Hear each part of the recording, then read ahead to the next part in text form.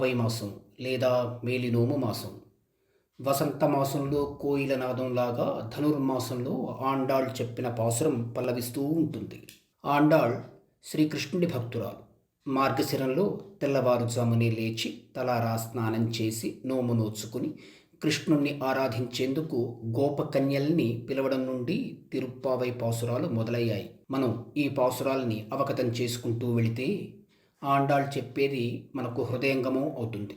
రోజుకో పాసురంగా ధనుర్మాసం 30 రోజులు తిరుప్పావై మనతోనూ మనలోనూ మెదులుతూ ఉంటుంది. ఇవాళ ధనుర్మాసం 9వ రోజు, తిరుప్పావై 9వ పాసురం రోజు.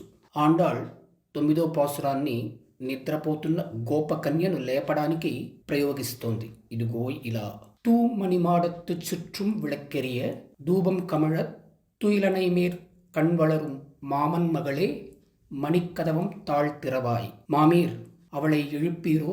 உன் மகள்தான் ஊமையோ வன்றிச் செவிடோ அனந்தலோ ஏமப் பெருந்துயில் மந்திரப்பட்டாளோ மாமாயன் మాధవన్ వైగుందన్ ఎంట్రెంట్రు నామం పలவும் నవిన్రేలోరెంపావాయ్.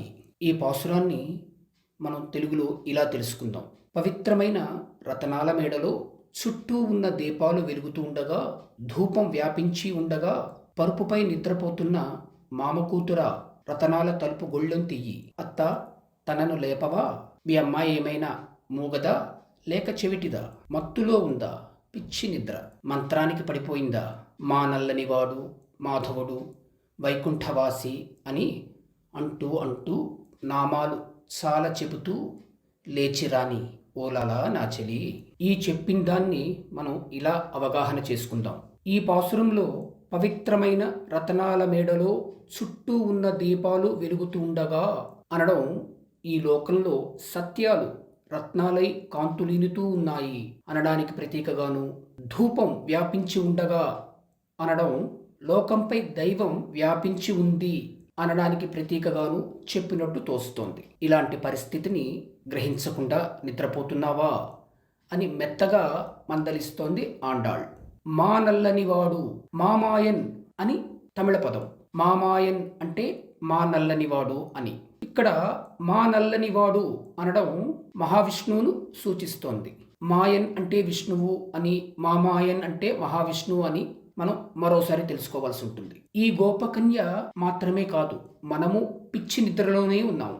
దైవనామాలు చెబుతూ మనం నిద్రలేవాలి. దైవనామాలు విని కూడా నిద్రపోతున్నావా అని 7వ పాసురంలో ఒకసారి అన్న తర్వాత దైవనామాల్ని చెబుతూ నిద్ర లేవాలి అని ఇక్కడ తెలియజేస్తోంది ఆండాళ్. నామోచ్చరణ మనల్ని దైవం వైపు నడిపించే తొలి అడుగు. తస్య వాచకః ప్రణవః అంటే పరమాత్మకు పేరు ప్రణవం అని పతంజలి యోగసూత్రం 27 మనకు తెలియజేస్తోంది. నామం లేదా వాచకం మనకు దైవాన్ని స్ఫురింపజేస్తుంది. అందుకే దైవనామాల్ని చెప్పమని అంటోంది ఆండాళ్.